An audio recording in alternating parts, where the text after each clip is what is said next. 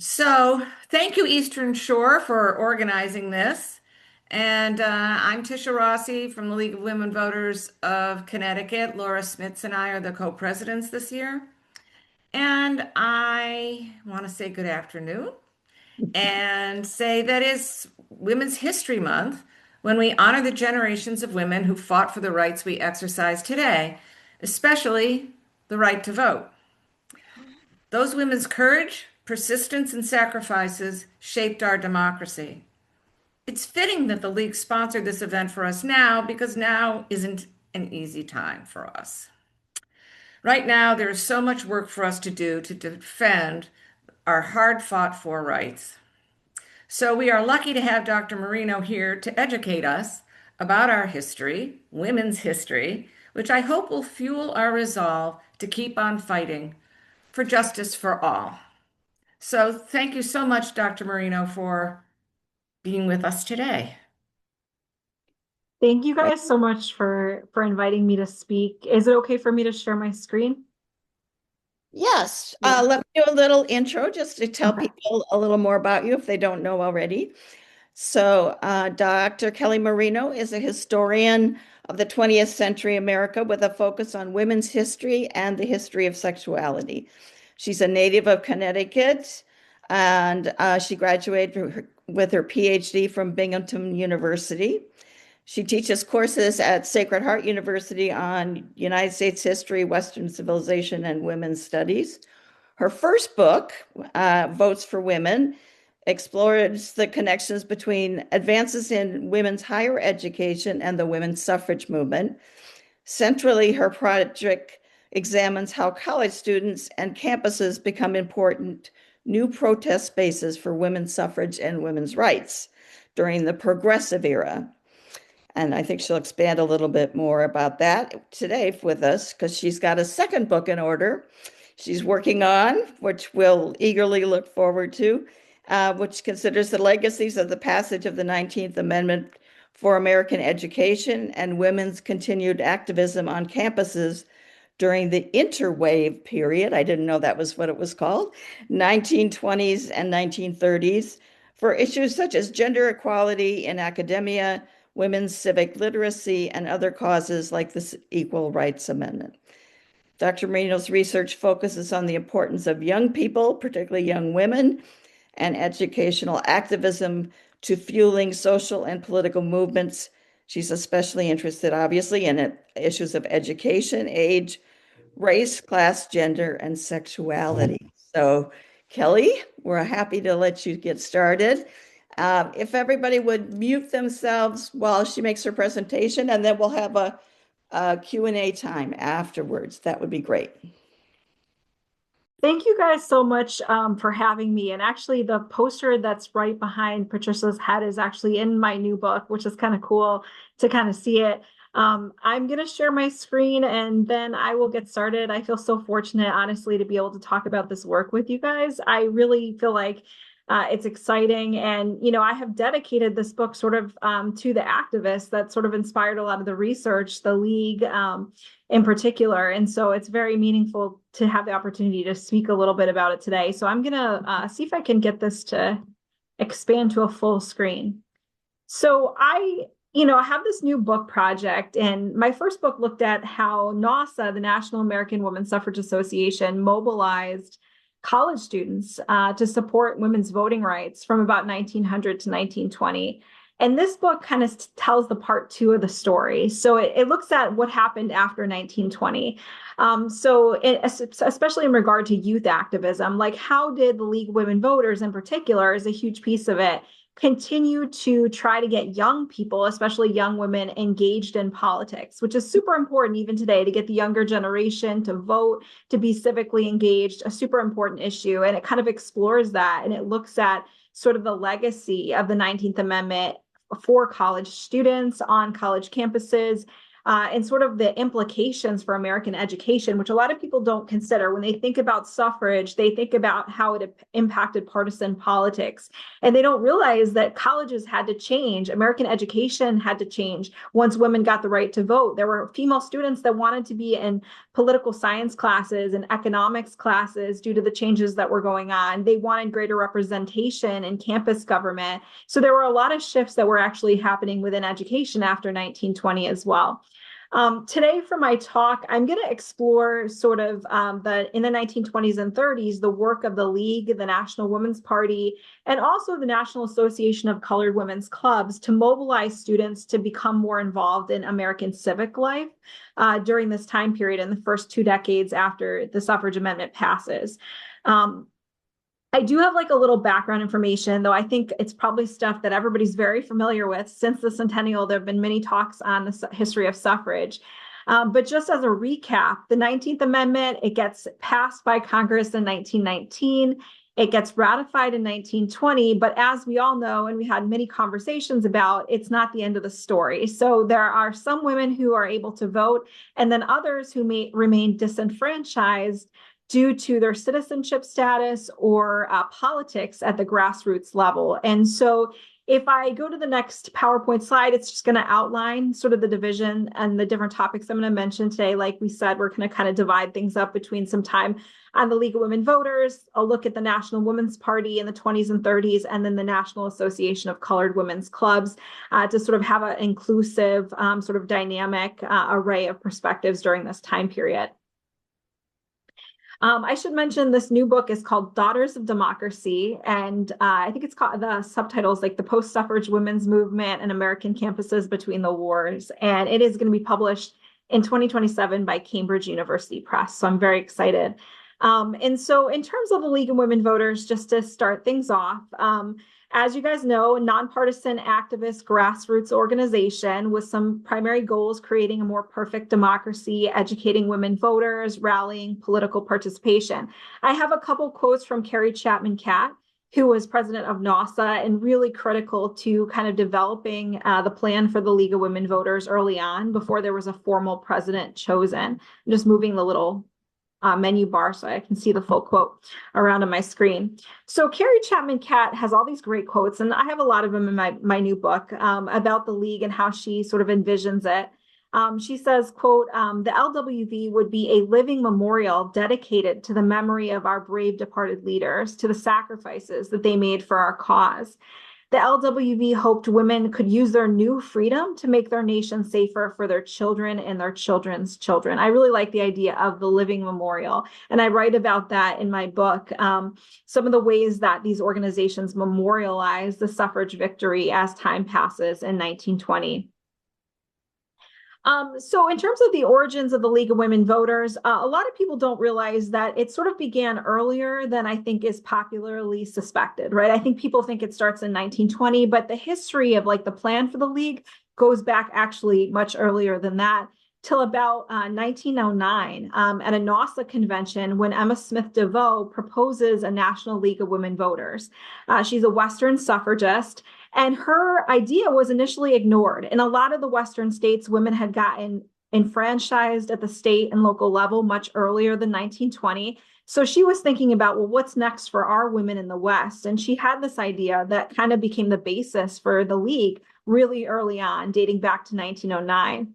Between 1917 and 1918, during World War I, there's a lot of Americanization work being put in place to kind of assimilate new immigrant groups that were coming into the country at the turn of the 20th century. And citizenship education becomes part of the Americanization work that's going on in that time period of World War I.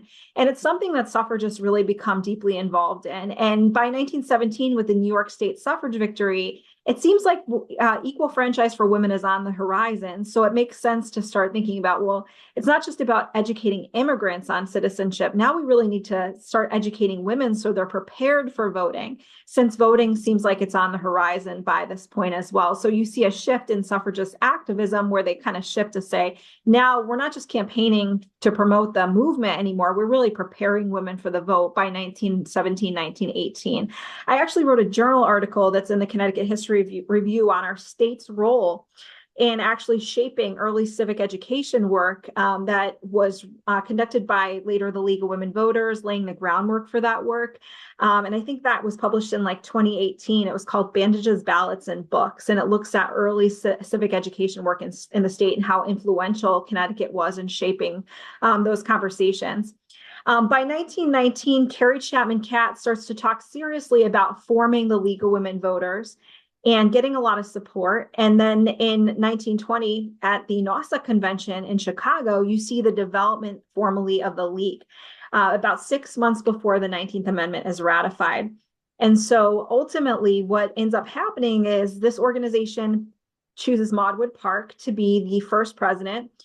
And she is a skilled NASA lobbyist by this time period, a former teacher from Massachusetts. And she was the founder of the College Equal Suffrage League. She believed strongly that there was value in getting young women engaged in politics, and that if the movement was to continue in the future, and the goals of the suffragists were going to actually be sort of put into practice, that they needed to come up with a plan for youth recruitment to kind of get the younger generation, comfortable with this idea that women belonged in civic life, that women should be voting, right? That they should be participating in government. There needed to be a way to kind of teach the younger generation and engage them. So during the time period of the women's suffrage movement, the CESL, the College Equal Suffrage League, does all these really interesting things to get young people on campuses and even in high schools, honestly, engaged in the women's movement and the suffrage campaign to support the 19th Amendment. I'm not going to go through every single thing that's on the slides, but they had student debates, they created poster competitions, they had essay contests, and they awarded prize money for them. They sent organizers to campus, and you guys can kind of skim through some of the other things that are listed here. That movement to kind of mobilize college students doesn't die with the ratification of the 19th Amendment. When Maud Wood Park becomes the first president of the LWV, she still thinks that young people are worth trying to recruit and mobilize. And I know you guys still think that today, because there's a lot of voter registration work done on college campuses in particular to get young people to sign up to vote. So this is something that it continues to be very crucial and important. And so the LWV during this time period is very interesting in the 20s and 30s, because they start student organizations on college campuses, actual clubs, League of Women Voters clubs on college campuses in the 20s and 30s for people aged 18 to 25 to kind of engage them in politics and civic life. And they want to get students talking about politics, especially female students in these organizations, and teach them how to register to vote, how to use a voting machine, because some of the technology starts to change about this time period, how to mark a ballot if people are still using paper ballots. And there are about 85 student branches of the LWV during this time period. Campus clubs associated with state organizations. That would mean like the Connecticut League of Women Voters would have chapters on different campuses across the state during this time period. And again, the vision is to get young women, especially, to think of themselves as active citizens, to fight against civic slacking. If anybody's read Liette Gidlow's book, The Big Vote, she talks a lot about civic slacking during the 1920s, people not really engaging in politics in the way that one would hope. And to foster actual contacts with the government. So in the time period of suffrage, a lot of the work among the CSL was about getting women to have like these academic conversations about suffrage and why women should vote. In the 20s and 30s, it really shifts to something that the League calls practical politics, which is like hands-on learning about civics. So we want to teach you like the ideas and have you understand how government works, but we also want you to practice the actions that you would need to participate in government. So it's like talking about politics, how the government operates, but also going out and having political experiences, going to a particular location and shadowing a political representative. Again, practice using a voting machine, practice marking a ballot. So they wanted to actually give them experiences, hands-on teaching to learn how to participate in government.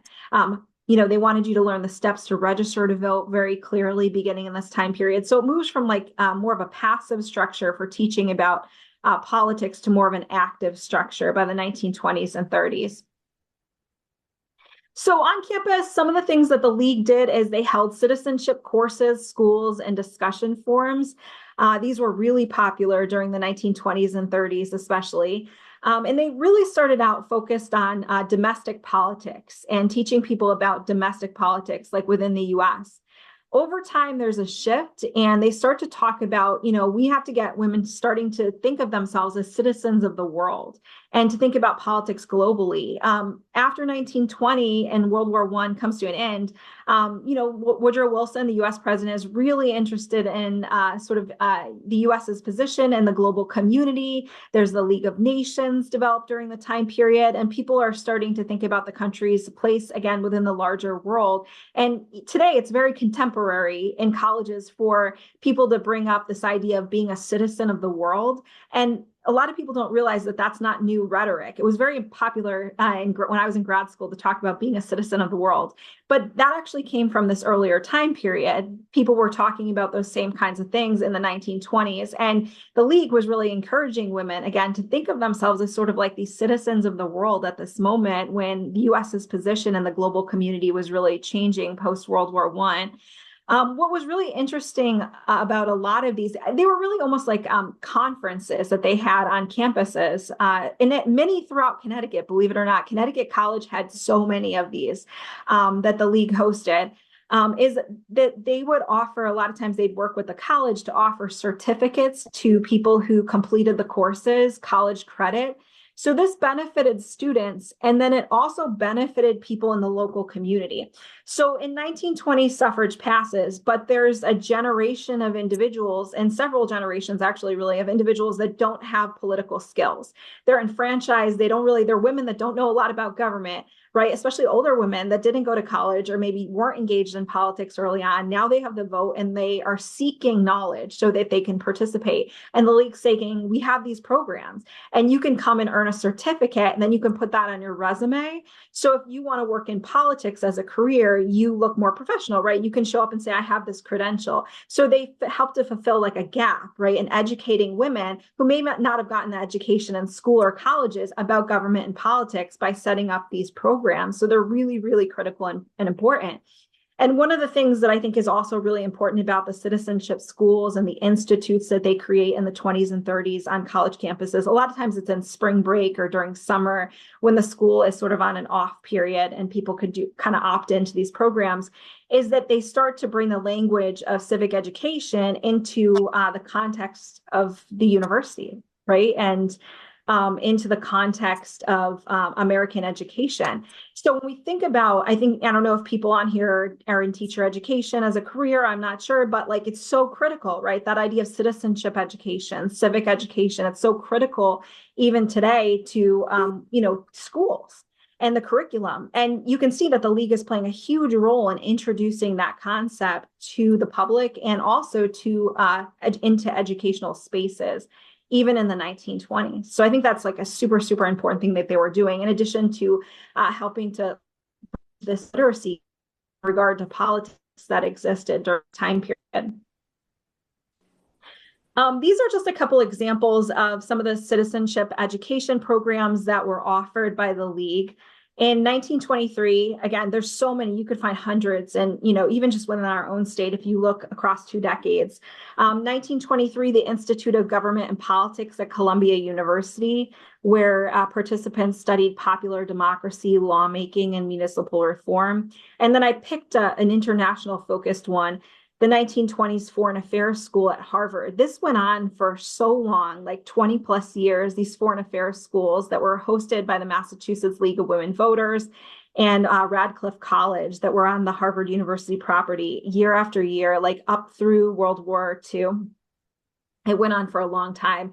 And people who participated in this particular one in the 1920s, at the series that they had across the decade, looked at things like immigration, war, technology, alliances, and commerce. And they would bring people like politicians internationally would come to Harvard to actually speak to members of the community, right? Members of the League, members of the local community who are interested, and then the students who are there about some of these different issues. And they'd have like lectures and programs and forums, right, for students to talk. It was like a big conference that they would put on. And again, part of it involved like actual practical teaching of skills, like again, voter register. How do you get registered to vote? What do you need to do that? Just like the work that you guys do today. How to use a voting machine. Again, there's a transition between paper ballots and the actual mechanical voting machine technology during the time period. That really takes off, especially by the 1930s. The voting machines that have the levers, they become more mechanical in nature. I think there's an old one actually at the Connecticut State Library Museum in Hartford. You can see one of the old voting machines there, I'm pretty sure. Another really interesting thing that the League of Women Voters does in regard to making living memorials to suffrage would be endowing chairs of citizenship at universities in different locations throughout the country.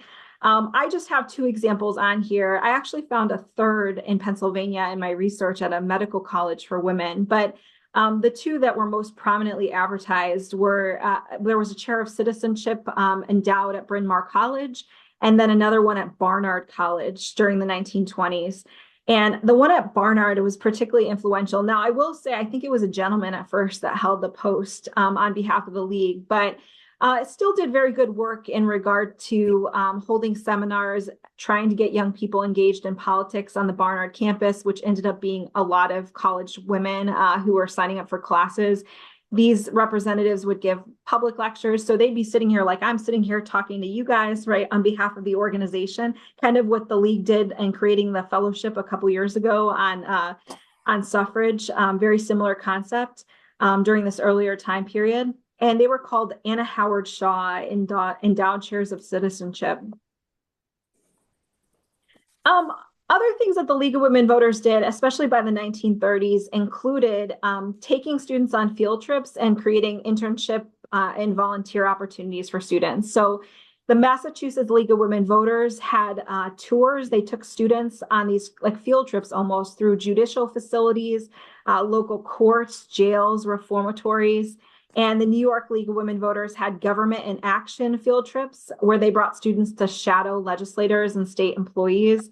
Again, very involved in arranging internships and volunteer opportunities for college students during this time period to help get them involved because they wanted to break down the gender divide in politics and bring sort of the new generation of women into government and fight sex segregation. Because even though women won the right to vote, it wasn't like, boom, all of a sudden there's all these women on all these political spaces. They were heavily male spaces still. So this is one strategy to kind of bring women into political spaces, get them thinking of a career potentially there, and sort of introduce them right into those spaces. So it's very important work that's going on here during this time period.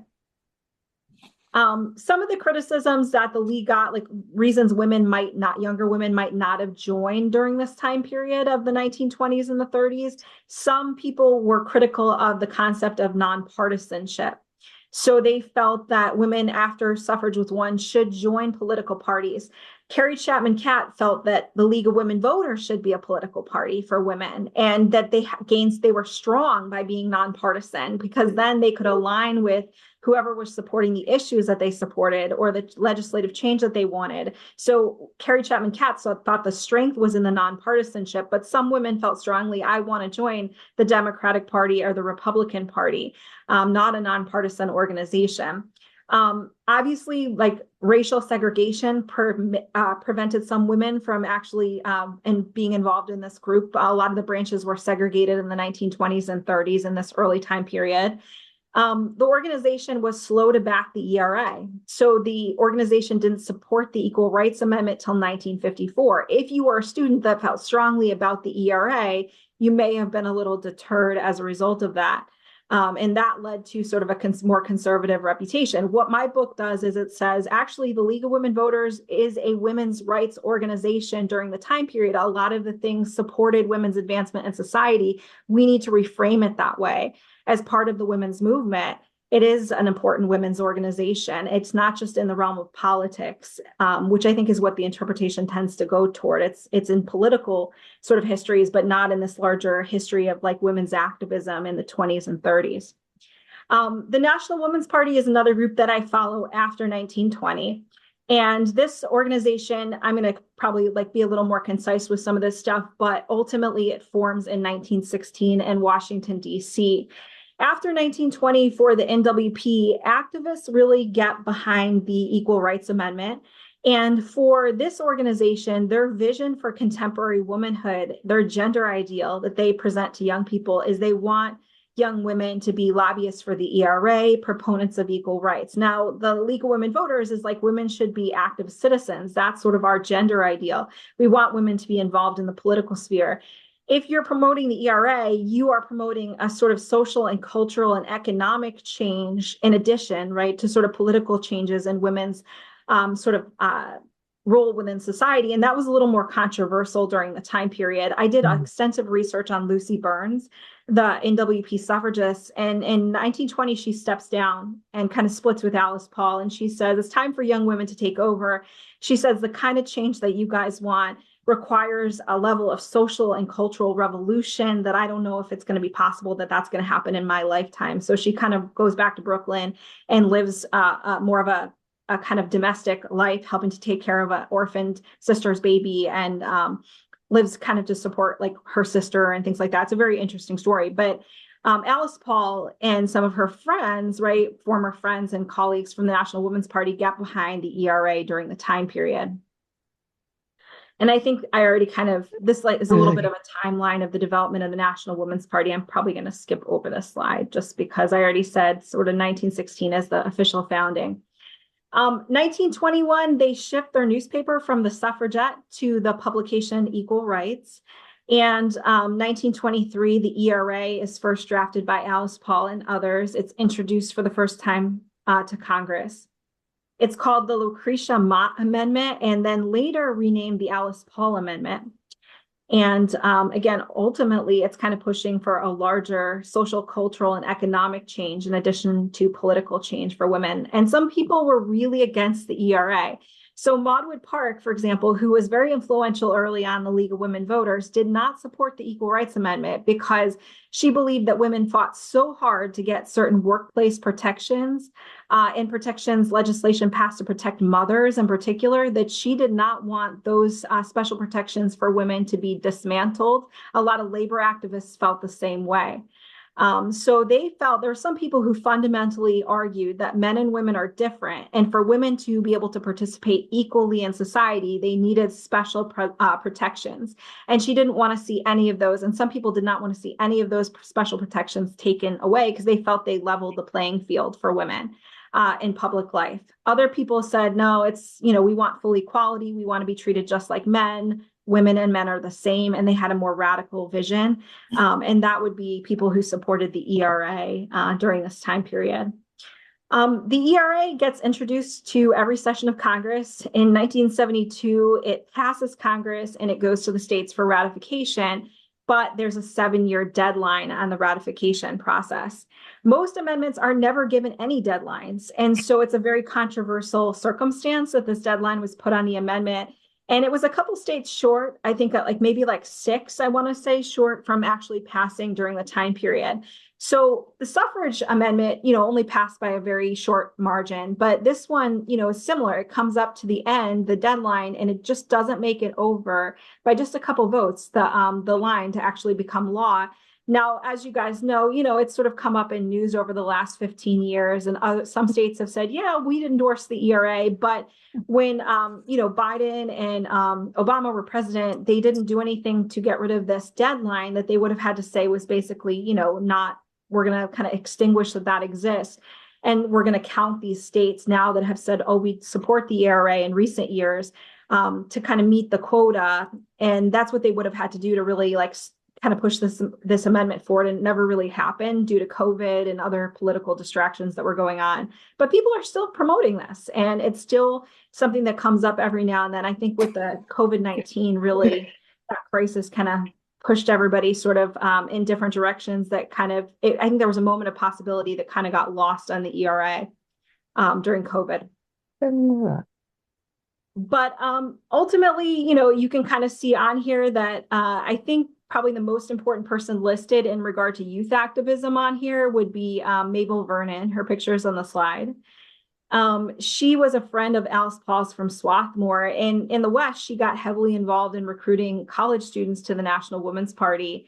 she frames it, the Students' Council that the NWP creates in the 20s and 30s as a kind of like a college equal rights league for women. And she draws heavily on the work of the CSL in her speeches and tries to get students in California to sign up to be members of the National Women's Party and to support the Equal Rights Amendment. The Students' Council is created again by the National Women's Party in the 1920s, and it kind of lasts until the 30s, and then it sort of collapses. And a lot of the formal chapters, people could be members, but to be part of a formal chapter, it ended up being a lot of locations in the northeastern area near the DC headquarters of the National Women's Party. This is one of the leaders of the Students' Council. A lot of the equal rights publications have pictures of different members and little write-ups about their progress. And so when I was researching the Students' Council, I found that, ultimately they started with a campaign against gender discrimination in higher education that dealt with entrance requirements that were unequal for women, funding access that was unequal for women, gender inequality in scholarship programs, and instructional equipment for labs, like science labs, not having equal equipment for male and female students. And then over time, they shift and they start to encourage the students to think about, like, well, what happens after you graduate? Are you going to have an equal experience in the workforce? And they started to get students more involved in fighting against discrimination in the professions and employment as well. And so they campaigned for equal access to jury service opportunities, against discrimination that women were facing as lawyers, against discrimination for women entering engineering schools. So they kind of take up all these other campaigns that have to do with women's careers and how they face inequity in their careers. And then they even get students involved in lobbying for the Equal Rights Amendment. So I think the students are really important to the campaign for the ERA, because they can go to a political hearing with members of the government and they can speak on behalf of the younger generation, which I think is really powerful for politicians to kind of hear that perspective, why, the students, the younger people, want to have this change and support the Equal Rights Amendment. So I think they make a really important sort of contingent of lobbyists for the ERA during the 20s and 30s. The National Women's Party, as I know probably a lot of you know from learning about suffrage at different moments, was really big on visual imagery and pageantry. And Alice Paul really thought a lot about the symbolism of, the visual symbolism of some of the demonstrations. And after 1920, that continues. And so you see students who are getting recruited to help with memorialization and commemoration efforts. So for example, let's say a suffrage leader passes away, like Alva Belmont. The students will be asked to carry wreaths to her grave, to be part of the procession, to hold NWP flags, to show symbolically that they're going to continue the fight, and that these suffragists have not died in vain. The students were also recruited to participate in all these pageants that were held at NWP conferences. So there's a picture right here. I don't know if the little video thing is blocking it. I'm going to move it to the other side of the screen. I have a lot of beautiful pictures of the students at the National Women's Party conferences being in all these plays and skits that honor suffrage pioneers, the history of the women's movement. And again, it's to kind of symbolically show that this campaign is not ending, that people are going to continue in the future to support the goals of these activists and fight for women's equality within society. By the 1960s and 70s, the National Women's Party starts to lose support as college Democrats and Republicans and other political groups become more popular among students. It does get kind of labeled among some more radical feminists as narrow and discriminatory and somewhat elitist and racist during this time period, drawing students away. And then the last organization that I'm going to just talk about for a couple minutes here is the National Association of Colored Women's Clubs. And I traced their history in my first book, and I continue to trace it in this next book to kind of give a different perspective. And they also have a very interesting history in regard to recruiting young people. So this particular organization gets its start in 1896. It's part of the women's club movement, and it becomes renamed. It becomes incorporated in 1904. So that's when it becomes National Association of Colored Women's Clubs.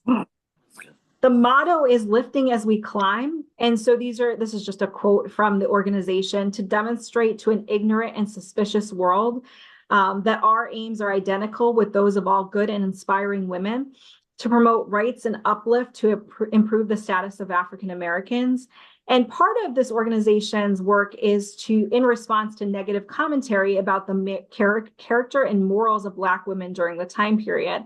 And I think that's really important to mention, because when I look at their youth activism, they have a very different vision for contemporary womanhood than the other two organizations. They want to promote this idea of Black women as community leaders who not only encourage African American women's participation in public life and civic society, but also they want young African American women to be good role models, right? To act and conduct themselves with a particular set of manners and in a particular way that is very respectable during the time period. And, they require Sunday school attendance to be a member. They have some very strict rules about conduct, and sort of the way that you sort of present yourself is part of the package. So that's why I look at it as sort of like being a community leader, because it's a more comprehensive vision for citizenship that they're promoting. The first president of the National Association of Colored Women's Clubs is Mary Church Terrell, who is a pretty active suffragist. And the leader of youth activism after 1920 is Sally Stewart. And she heads a group called the National Association of Colored Girls. And this particular organization is focused on youth recruitment and mobilization. It's an auxiliary to the National Association of Colored Women's Clubs. And there's very little actually published on this organization. So the National Association of Colored Girls was founded in 1930, and it recruited students and young people aged 5 to 31. And the vision was to turn, again, Black women into community leaders, to set a positive example for others of their race and gender through proper behavior, appearance, and political participation. This group promoted racial uplift, social welfare, and civil rights. And again, they supported that more expansive vision for citizenship that's based on morality and social conduct, in addition to political engagement. So for them, if you were part of this organization, you were embracing very much like a lifestyle. It was more than just political behavior. It was about your appearance, again, your conduct. They had a girls' guide that they issued, and it outlined what the requirements were for membership, again, Sunday school, or at least affiliation with a church. And the whole idea is that we need to show that we're just like everybody else. And on the basis of our sameness, we deserve equality and respect. Martin Luther King during the 1950s was preaching the same message. It's part of the message of the first generation of civil rights leaders during the 1950s. We're going to show we're just like you because we're just the same as everybody else. We deserve respect and equality. We want to work on we want to work on showing that we fit in, right, as the big thing. If you look at the second wave, the more radical campaigners, civil rights campaigners in the 60s and 70s, I just said this to my students in class this week, they have a different vision. Like Malcolm X, for example, it's about embracing the uniqueness of the Black community, celebrating your difference, saying we have something unique and different we can offer American society and culture. Therefore, because of that, we should celebrate and embrace it, and we should be given equality on the basis of this, uniqueness and how we can enrich society and culture and what we can add, and we have to celebrate our difference. And it's a totally different message than this first generation of kind of activists that has like sort of a different strategy, right, for moving toward equality. If you are part of the National Association of Colored Girls during this time period, one of the big campaigns was to fight against illiteracy in rural communities throughout the South among Black women, among African Americans, to teach Black history. They had all these commemorative events. Some were geared toward famous African American female activists like Hallie Q. Brown. Others were like Frederick Douglass Day, things like that. They had debate contests and oratorical contests and essay contests for students, and awarded prizes, and a scholarship program aimed at students as well. They sponsored a Girls' Week, and it was a conference every year to talk about improving communities and race relations. And in 1956, it took place in 44 states. And they started to test citizenship schools by the 1960s at places like Howard University, helping to sponsor them. If you look at the history of civic education within the civil rights movement, it dates back into the 1930s, believe it or not. but they sort of get on the bandwagon, this organization, in the 1960s. And they also hold these vocational conventions and cultural tours for young people by the 1960s. So when we talked about the League of Women Voters taking students on field trips and bringing them into political spaces, this organization starts to do the same thing in the 1960s. That goal is to expand African Americans' worldview. So, for example, in 1965, they take 8 students from 8 states in the rural South to visit DC and New York City, and they go to famous monuments and museums and government buildings. Bringing these students into the spaces, again, getting them to think about themselves as being political leaders and involved in government, and giving them experiences that they might not have ever had before. So it was a very interesting sort of educational program. So just to kind of conclude, and then I'll take any questions that people may have about this. A couple key points that I think I make in the new book: practical politics help to transition women from outsiders to insiders in the political process, like actually teaching women the art of kind of doing politics, not just talking about it at a theoretical level. Feminism didn't fade after 1920. There wasn't a doldrums. There weren't just these 2 waves. There was more continuous activism across the century. It tended to be at the grassroots level in the interwave period, so it doesn't get as much attention as the national activism, but it was robust. Scholarship focuses on second wave activism on college campuses emerging because of the anti-Vietnam War movement or civil rights demonstrations. It ignores the larger context for women's activism that goes all the way back to suffrage.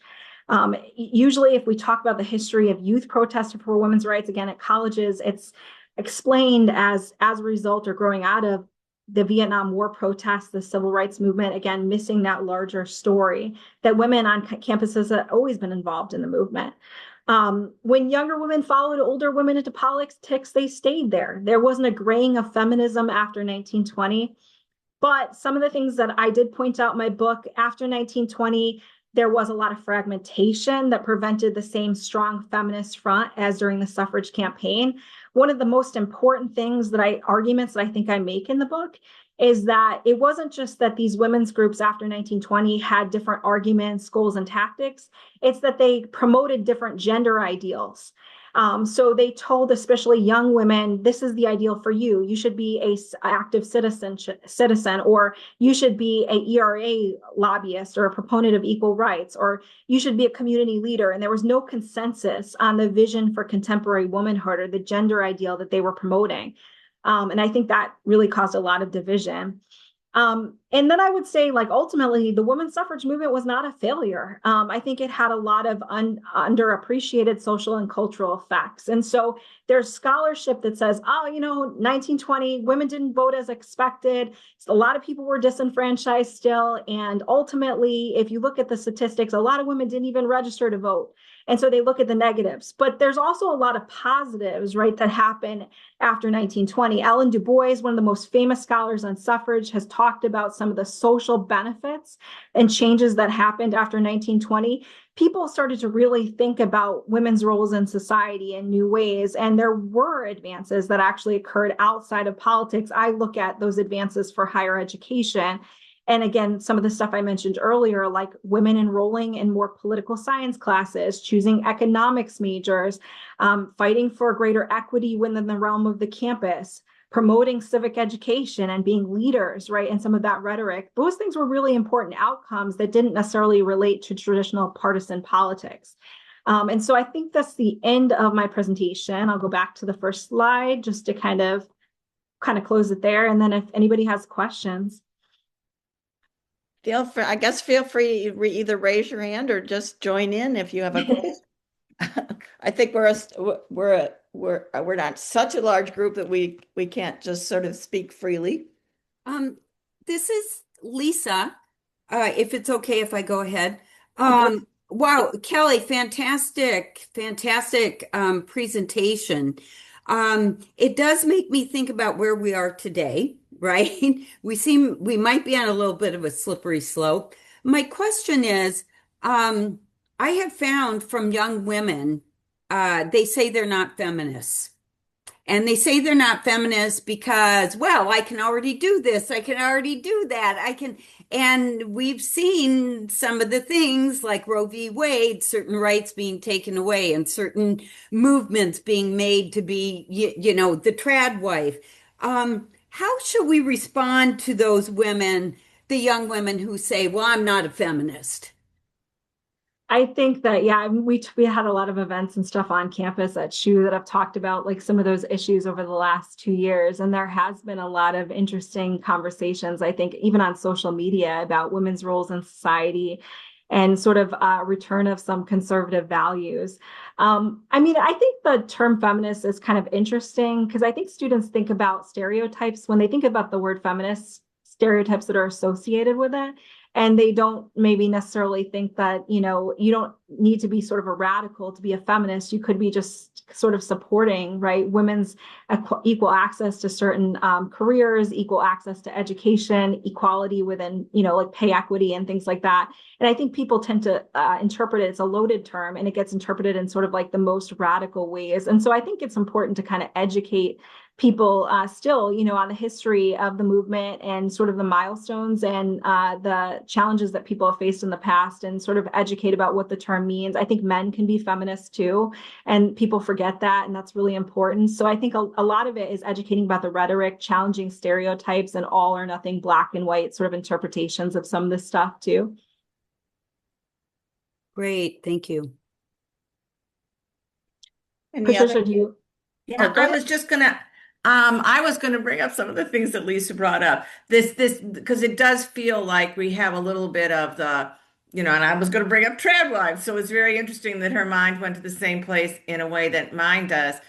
I think and when she was talking, I was thinking it's sort of like when people get called a socialist, and it's like, well, if we probably laid out a bunch of the principles of socialism, a lot of people would agree with a lot of them probably, but it's got this nasty name. And I think feminist has got this nasty name. It's that men don't like them and that they're, mean and ugly and all of this kind of stuff. And it's very unfortunate. I think it's like, are you for equal rights? Is that the thing? But I was going to ask you about, did some of the activism for women get between the 1920s and the 1960, was it conjoined with the labor movement? Is that sort of what, because that's a little bit of an idea that I have of it in my head, is that was the labor movement that kind of, I don't know, was intertwined with the women's movement? For the history of the League of Women Voters, I mean, it depends on who the president was at that time. But with Maud Park, I mean, she supported a lot of the ideas that would have been popular among labor activists during that time period. There were a lot of women who were promoting things like pay equity, but again, they didn't want to go as far as passing the ERA, because that would mean women could be drafted in the military. That would mean that women would lose like seats if they were working as cashiers at supermarkets, the right to have a stool, right to sit down on, or be asked to do night work, or lose protections if they were pregnant. And people didn't want to see those things taken away. And there were a lot of labor activists that worked hard to get those changes put in place. So I think there were like two camps of individuals. One camp thought, okay, men and women are different, and for women to be able to equally participate in vocational sort of experiences, and also the public, they need to have certain protections, and we can't dismantle those. We fought really hard for those. And then there were other people who said men and women are the same, and if men could go to war and be drafted in the military, women should have to do that too, and they didn't see a problem with that at all, and were very radical in sort of their viewpoints for the time period, that we're mentioning. Okay, thanks. Anybody else have a question they'd like answered? Well, Lisa. it's not so much of a question, but in one of your slides, you said that they were fighting against civic slacking. And I really love that term. And I don't know if that is like you coined it, but I'd love to use it. Is that okay? Because I So really it's think that that is actually, like so relevant right now, is that people are very slacking civically. And it's yeah. like that slacktivism, right? You know? So it's I wish I no, it's actually not my term. So but it's you can mention it's Leah. I always pronounce her first name incorrectly. I don't know why. It's Lillette Gidlow. It's Liette. And she actually wrote a book called The Big Vote, which looks heavily at the history of the League of Women Voters. So it would be a wonderful book to check out if anybody's interested. And her first chapter is on the concept of civic slacking, how people were not participating in politics in the 1920s, and just being sort of like, lackadaisical about their civic duties, right? During this time period. And she has great statistics about people not voting. And I kind of was inspired by that structure, like she starts her book off with that story and then talks about the civic education work more broadly, the government and action work and stuff like that of League of Women Voters. And I kind of emulated that structure in mine, but my civic slacking is among students, like not participating and not registering to vote when they could and stuff like that, on campus and things like that. But yeah, you could totally like cite her and use it, I'm sure, and Thank you. reference her work. Kelly, there's a question in the chat box about, is the book located in stores? I assume it's, if not, you could order it, right? Oh, the this book, the Yeah. Kidlow book. Yeah, this has been out for a long time. So you could probably like widely get this very inexpensively, like on Amazon and things like that. It's a really good book. It does a lot to cover like the history of the League of Women Voters across the 20th century. Okay, great. Thank you. Anyone else would like to ask a question or have a comment about things? Yeah, Lisa, you wanted to say again? Oh, you're muted. Yes, of course. Other people jump in, but I just have so many questions. There's this statistic that 36% of the U.S. eligible voters did not vote in 2024, and 42% of the people between the ages of 18 and 24 are not registered. And I'm wondering how, because I got so fired up listening to your presentation, how do we get to that group of 18 to 24-year-olds, and especially the young women in there, to get inspired to register to vote? You know what I noticed, again, through researching some of this stuff and reflecting on some of the strategies that the activists did, is they were really good at creating coalitions. And I think we've done that at Sacred Heart because we have this Uniting Hearts campaign where we even work with the local League of Women Voters of Fairfield, but it's like a collaborative effort in the 20s and 30s, often the League of Women Voters and other groups to kind of get out the vote, right? It's get out the vote is the slogan and get people to be motivated to participate in politics. And I think it shouldn't just be on one organization, but I think if multiple groups come together and figure out how to kind of get a campaign going on campus, it might be, a way with maybe some existing campus structures and organizations to recruit more students. Because I think students do care. I think a lot of students are involved in like the college Democrats and college Republicans, and it's just getting them motivated to actually fill out the paperwork, right? To actually register or to go to the polls and cast a ballot on election day. Well, and it sounds to me like we have to go beyond colleges because the colleges, there's a lot of noise when you get to college. It might be in some of the people who haven't chosen the college path that we have to get the coalitions going with groups that would be a voice for them. Yeah, absolutely. Like like if you look at the history, like in the earlier part of the 20th century, it was a sort of a team effort of multiple groups coming together on some of these campaigns. Lisa, we've talked about that. Like, we need to get into trade schools. We need to go into places where there aren't, college bound kids usually have some sort of family structure that's going to help them get involved. And I wonder if labor unions aren't a possible, allies in that because they sure want their people to vote. Um, anyway, Yeah, but we that, have one of the things, like even just because I think about a lot of this within the context of the campus, we have an issue right now. We want faculty to vote in shared governance, and we are trying to motivate our faculty. And we have an issue where we have low voter rates just among our adult faculty when we have a governance issue that we're voting on, and we're trying to strategize, like, how can we get the faculty to vote?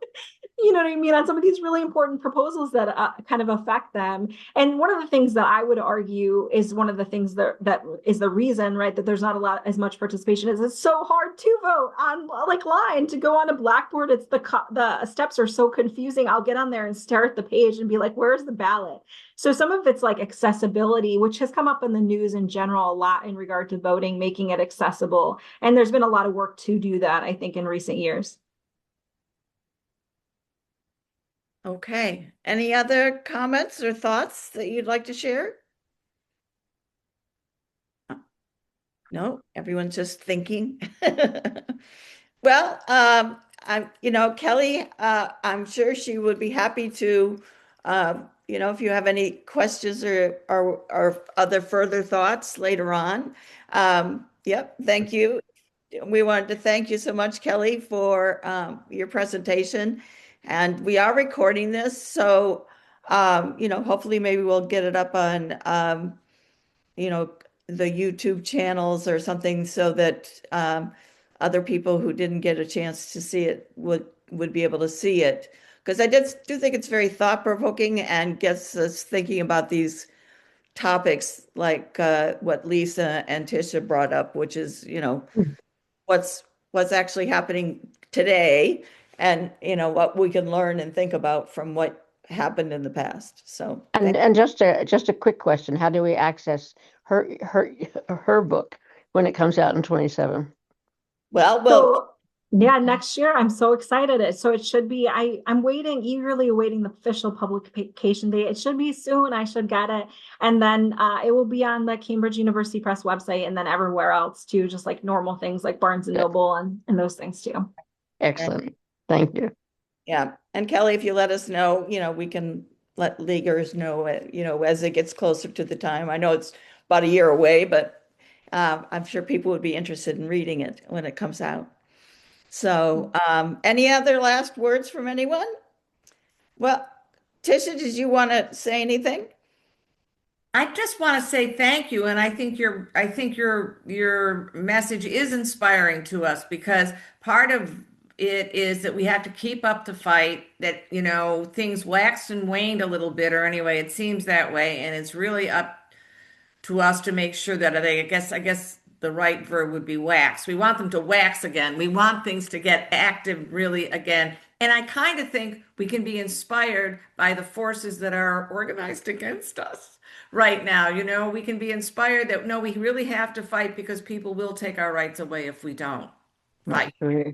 Yeah. Right. I think, like our foremothers did, we can pick up the torch and try to remedy things that we feel are not going the right way. So Kelly, thank you for giving us part of your Sunday afternoon, and thank you everyone who joined us. And feel free to if anyone was saying, "Oh, I was going to attend, but I didn't get over to doing it," let them know that we'll be putting it up on YouTube, and I'll also, once it's up, we can spread the word that way too. So, Kelly and everyone else, thank you. I hope you have a great rest of your day.